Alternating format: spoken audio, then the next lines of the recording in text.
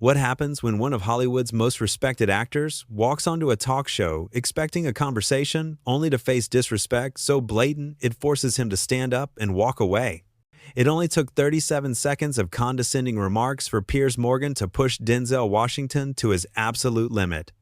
The studio lights were blazing hot that evening. Denzel Washington sat across from Piers Morgan. The kind of composed calm he always carried with him settled over his features. The audience was packed, every seat filled with people eager to hear what the legendary actor had to say.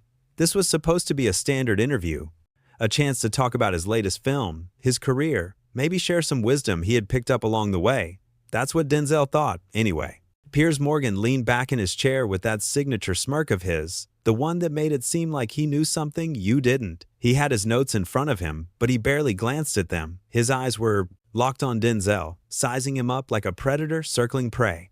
"So, Denzel," Piers began, his British accent cutting through the air, "let's talk about this new film of yours. Another one of those inspirational stories, is it? You seem to have a type."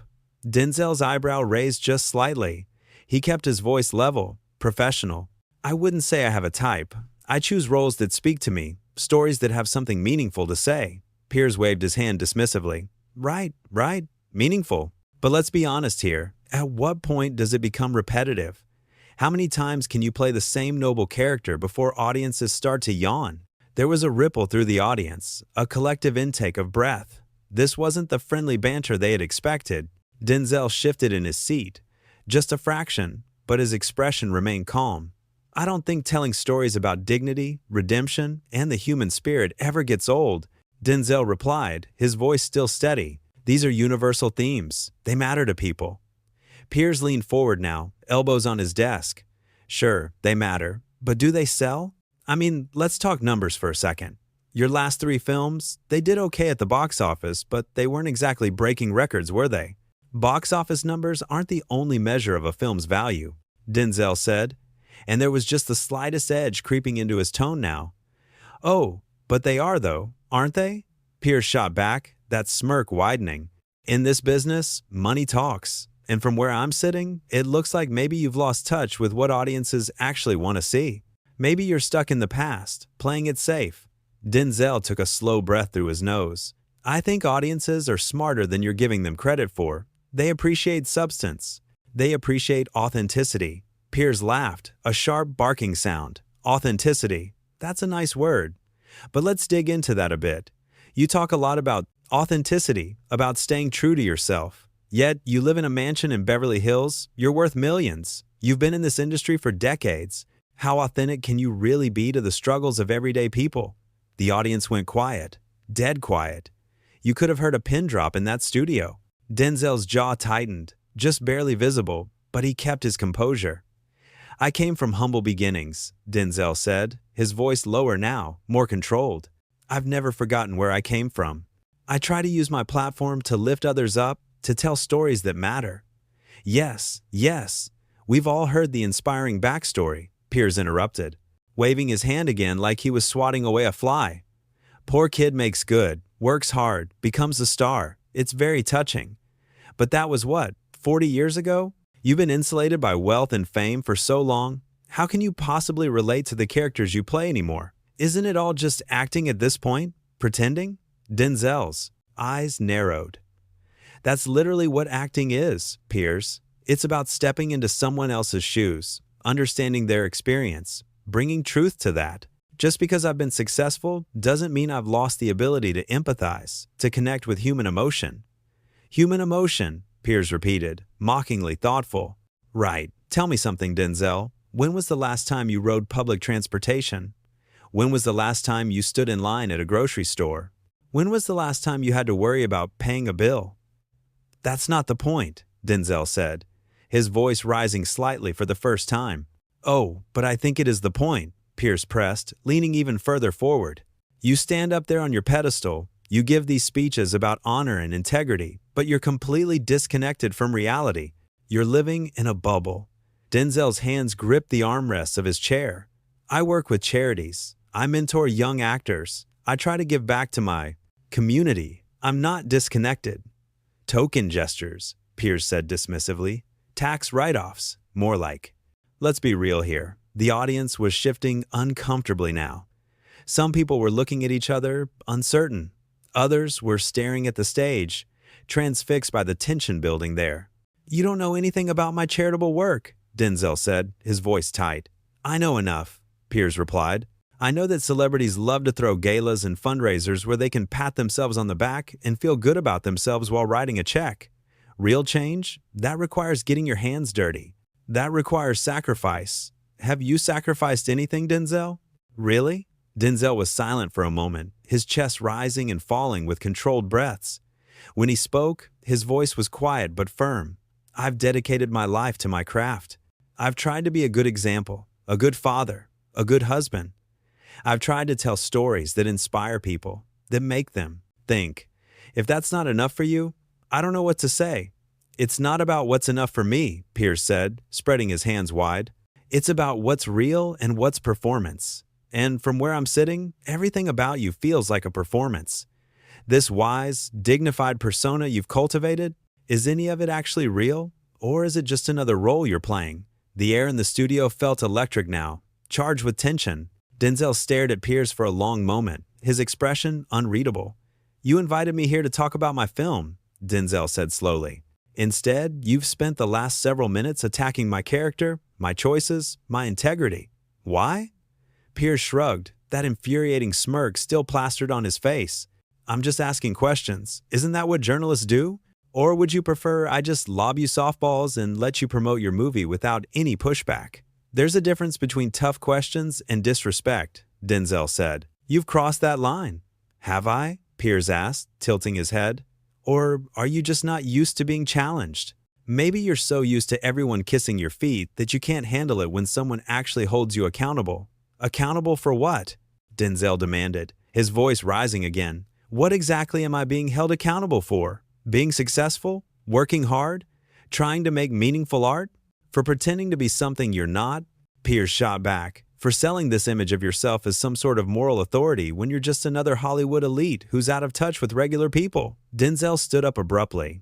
The sudden movement caught everyone off guard. The audience gasped. Piers blinked, leaning back slightly in his chair. "I don't have to sit here and listen to this," Denzel said, his voice calm again but filled with quiet power. "Oh, sit down," Piers said, trying to regain control. "Don't be so sensitive. We're having a conversation." "No," Denzel said firmly. "We're not having a conversation. You're making accusations and attacking me personally. There's nothing constructive happening here." "You're going to walk out?" Piers asked, and there was something almost gleeful in his tone now, like this was exactly what he wanted. "You're really going to storm off my show because I asked you some hard questions?" "They're not hard questions," Denzel said, his voice steady and strong. "They're insulting. There's a difference." He started to remove his microphone, his movements deliberate and controlled. The audience was completely silent now, watching this unfold with wide eyes. "This is ridiculous," Piers said, standing up now too. "You're being childish. I've interviewed hundreds of people, and they don't run away when things get a little uncomfortable." "I'm not running away," Denzel said, looking Piers directly in the eye. "I'm choosing not to participate in whatever this is. You're not interested in a real conversation. You just want to provoke. You want a reaction. Well, here it is. I'm done." "You're making a mistake," Piers said, his voice taking on a harder edge now. "Walking out like this, it makes you look weak. It makes you look like you can't defend yourself." Denzel placed his microphone on the chair and straightened up to his full height. He looked at Piers with an expression that was somehow both disappointed and resolute. "I don't need to defend myself against baseless attacks," Denzel said. "I know who I am. I know what I've accomplished. I know the lives I've touched and the work I've done. Your opinion doesn't change any of that." "My opinion matters to millions of viewers," Piers countered. "Then I feel sorry for them," Denzel said quietly. That line hit like a thunderclap. The audience erupted in scattered applause and gasps. Piers's face flushed red. "Excuse me?" Piers said, his voice sharp. "You heard me," Denzel said. "If this is the kind of content you're putting out there, if this is how you treat your guests, then I feel sorry for anyone who takes you seriously." "You arrogant," Piers started, but Denzel cut him off. "I'm arrogant?" Denzel asked, and there was real heat in his voice now. You've spent this entire interview talking down to me, dismissing my work, questioning my integrity, and I'm the arrogant one? You're a hypocrite, Piers spat. You preach about respect and dignity, but the moment someone challenges you, you run away. You can't handle criticism. There's a difference between criticism and cruelty, Denzel said, his voice rising to match Piers's intensity now. Criticism is constructive. It's meant to help, to illuminate, to create dialogue. What you're doing is just mean-spirited. You're tearing down to make yourself feel bigger. I don't need to tear anyone down, Piers said. I'm successful in my own right. Then why are you trying so hard to diminish mine? Denzel asked. The question hung in the air. Piers opened his mouth, then closed it. For just a second, he looked caught off guard. Denzel shook his head slowly. You know what? I don't need an answer. I already know. This is what you do. You bait people. You push them. You try to get them to lose their cool so you can have a viral moment. Well, congratulations. You got your moment. I hope it was worth it. Don't act like you're above this, Piers said, recovering his composure. You're in entertainment. You know how the game works. I know how it works, Denzel agreed, but I also know when to walk away from a rigged game. And this is rigged. You didn't bring me here for an interview. You brought me here to be your punching bag, to make yourself look tough by going after someone who actually has something to lose. Oh, please, Piers scoffed. You have nothing to lose. You're Denzel Washington. You're bulletproof. Nobody's bulletproof, Denzel said softly. And the fact that you think attacking someone's character and reputation is just part of the game says everything about you and nothing about me. Piers's jaw clenched. You're really going to take the high road here? After storming off my set? I'm not storming off, Denzel said. I'm making a choice. I'm choosing to remove myself from a toxic situation. That's not weakness. That's wisdom. It's cowardice, Piers snapped. Denzel smiled, but there was no humor in it. You can call it whatever you want, but I know what it is. And more importantly, everyone watching knows what it is. They can see exactly what happened here. He started to walk toward the exit. The cameras followed him. The audience was murmuring now. Some people standing, some applauding. If you walk out that door, you're never coming back on this show, Piers called after him. Denzel stopped, turned back, and looked at Piers one last time. That's a promise I hope you keep, Denzel said. And then he walked. His stride was confident, unhurried. He didn't look back. He moved through the studio like a man who had just freed himself from something suffocating. Behind him, Piers stood at his desk, his face a mask of barely controlled fury. He looked at the cameras, at the audience, trying to regain some sense of control over the situation. Well, Piers said, forcing a laugh that came out bitter and thin. I guess we know who the real diva is, don't we? Can't handle a few tough questions. Typical Hollywood ego. But the audience wasn't buying it. Some people were shaking their heads. Others were still applauding Denzel's exit. The energy in the room had completely shifted. One of the producers was in Piers's ear, through his earpiece, probably telling him to wrap it up, to move on, to salvage what was left of the show. But Piers kept talking, his voice getting louder, more defensive. You see this? He said, gesturing to the empty chair where Denzel had been sitting. This is what happens when you live in an echo chamber for too long. You can't handle dissent. You can't handle someone who doesn't worship at your altar. But even as he said it, you could see it in his eyes. He knew he had gone too far. He knew he had lost this battle. And more than that, he knew that the audience, the viewers at home, they had all seen it happen in real time. Denzel was already in the hallway backstage by then, walking past crew members who looked at him with a mixture of shock and respect. Someone offered to help him with something, but he just smiled kindly and shook his head. I'm fine, he said. Thank you. And he was. He was more than fine. Because he had done something that not enough people do. He had stood up for himself. He had drawn a line and refused to let someone cross it, no matter how big their platform was, no matter how loud their voice was. Back in the studio, Piers was trying to transition to a commercial break, but his hands were shaking slightly as he shuffled his papers. The smirk was gone now, replaced by something harder, more brittle. We'll be right back, he said to the camera, but his voice lacked its usual confidence. As the cameras cut and the studio lights dimmed for the break, you could hear the audience talking amongst themselves. The consensus was clear. They had just witnessed something remarkable. Not a celebrity meltdown, not a dramatic tantrum, but a man of principle refusing to compromise his dignity for the sake of entertainment. One woman in the front row leaned over to her friend. "Good for him," she whispered. "Piers was way out of line." Her friend nodded vigorously. "I've never seen anyone stand up to him like that. Usually people just take it."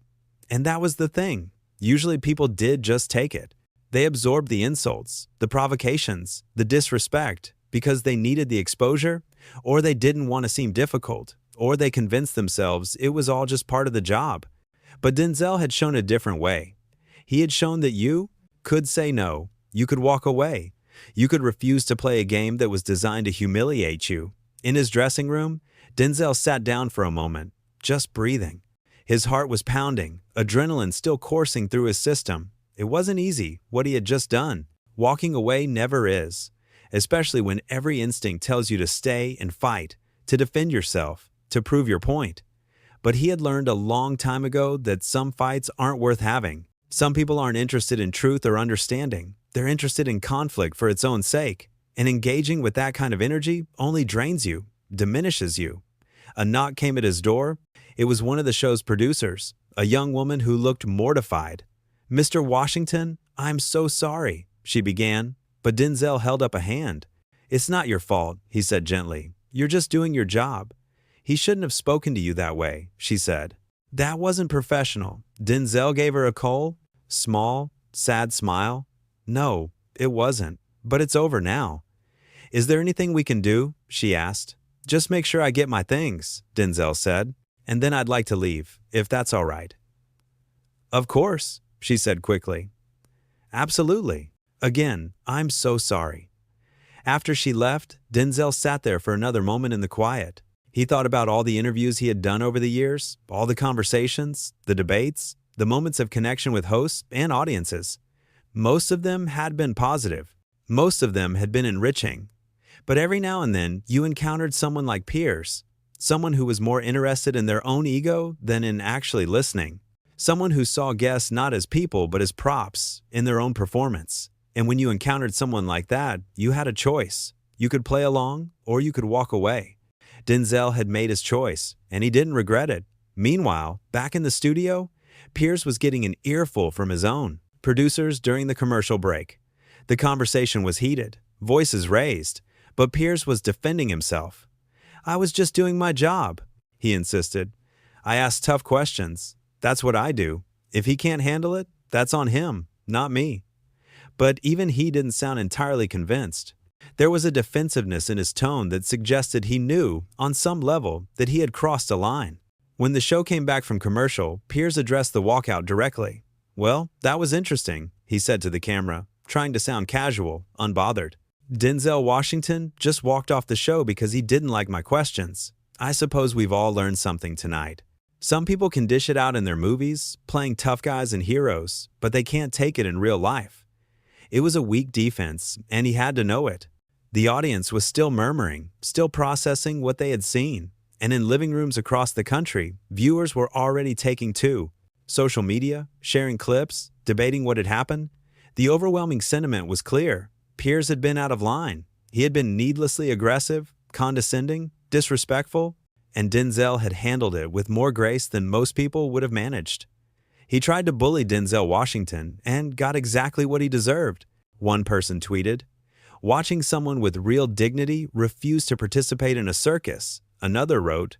Respect. The clip spread rapidly, going viral within hours. The moment Denzel stood up, the moment he removed his microphone, the moment he delivered that devastating line about feeling sorry for Piers' viewers. And most of all, that final moment when he walked away, confident and unbowed. It became a cultural moment, a reference point. When someone asks you to compromise your principles for the sake of appeasing someone else's ego, you think of Denzel Washington walking off that set. But in the immediate aftermath, in that studio, with the camera still rolling and Piers still trying to save face, the full impact hadn't quite landed yet. Piers continued with the show, bringing out his next guest, trying to act like everything was normal. But it wasn't normal. Everyone in that studio knew it. The energy had changed. The spell was broken. And no amount of bluster or bravado from Piers could put it back together. His next guest, a comedian scheduled to talk about her new tour, sat down in the chair where Denzel had been. She looked uncomfortable, her eyes darting to where Denzel had exited. So, Piers began, trying to summon his usual swagger. "I hope you're tougher than my last guest." The comedian gave him a tight smile. "I hope you're nicer than you were to your last guest." The audience laughed, and not in a way that Piers could spin as being on his side. It was an awkward laugh, an uncomfortable laugh, the kind of laugh that says everyone knows something has gone wrong. Piers' smile became strained. "Well, let's get into it then, shall we?" But the interview never quite recovered. The shadow of what had happened with Denzel hung over everything.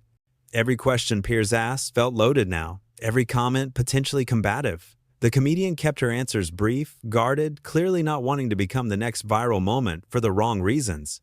When the show finally ended and the cameras stopped rolling, Piers retreated to his own dressing room, alone, without the audience, without the cameras. He allowed himself a moment of honest reflection.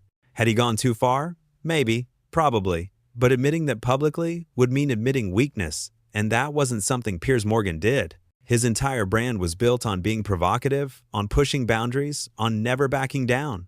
But there was pushing boundaries, and then there was what he had done tonight. He had attacked a man's character based on nothing. He had made assumptions and presented them as facts. He had been, if he was, honest with himself, cruel. And Denzel Washington, who had every right to fight back, to escalate, to make a scene, had instead chosen the most powerful response possible. He had simply refused to participate. He had walked away with his dignity intact, while Piers was left looking like exactly what he was in that moment, a bully who had picked the wrong target. The next morning, the headlines were brutal for Piers. Denzel Washington walks out on Piers Morgan after disrespectful interview. Piers Morgan crosses the line, loses Denzel Washington. Watch. Denzel Washington shuts down Piers Morgan's attacks with grace. Every article, every think piece, every social media post seemed to come to the same conclusion. Denzel had been the bigger person. Denzel had shown what real strength looked like. And Piers had revealed himself to be petty, insecure, and desperate for relevance. But that would all come later. In the moment, as Denzel Washington left that studio and stepped out into the cool night air, he felt something he hadn't expected to feel. Relief. Relief that he had stayed true to himself. Relief that he hadn't compromised his values. Relief that he had shown, through his actions, what he believed. That dignity matters. That respect matters. That you don't have to accept mistreatment just because someone has a microphone and a camera. He got into his car and drove home, leaving the chaos behind him. And as he drove through the city streets, he thought about all the people who might see what happened tonight. The young actors who were just starting out. The people facing their own bullies in their own lives. The ones who felt pressured to stay silent, to take abuse, to compromise themselves for the sake of keeping the peace. Maybe seeing him walk away would give them permission to do the same. Maybe it would show them that saying no is always an option, that protecting your peace is not selfish, that you are allowed to draw boundaries and enforce. And if that was the only thing that came from this whole mess, then it was worth it. Back at the studio, the crew was packing up, breaking down the set, wrapping cables. They worked in relative silence, the usual post-show chatter muted tonight. Everyone was thinking about what they had witnessed. One camera operator turned to another. "I've been working on this show for 3 years. I've never seen anything like that." "He had it coming," the other replied quietly. "Piers, he's been getting away with that kind of thing for too long." The first operator nodded. You could see it in Denzel's eyes. He gave him chances to back off, to change course. But Piers just kept pushing. "Some people don't know when to stop," the second operator said. And that was the truth of it.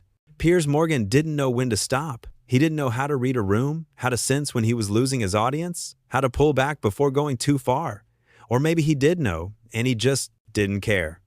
Maybe the controversy was the point. Maybe any publicity was good publicity in his book. But if that was his philosophy, tonight had shown its limits. Because this wasn't the kind of controversy that built a career. This was the kind that damaged a reputation. This was the kind that made people question whether you had any integrity at all. In the control room, the director was reviewing footage of the walkout. He watched it again and again. The moment when Denzel stood up, the look on his face, the calm, controlled way he removed his microphone and delivered his final words.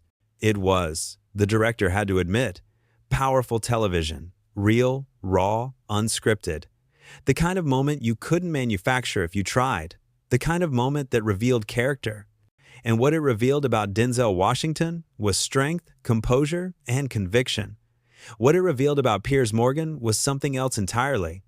The director sighed and shut off the monitors. Tomorrow would be a long day of meetings and damage control, and trying to figure out how to move forward from this. But tonight, he just wanted to go home.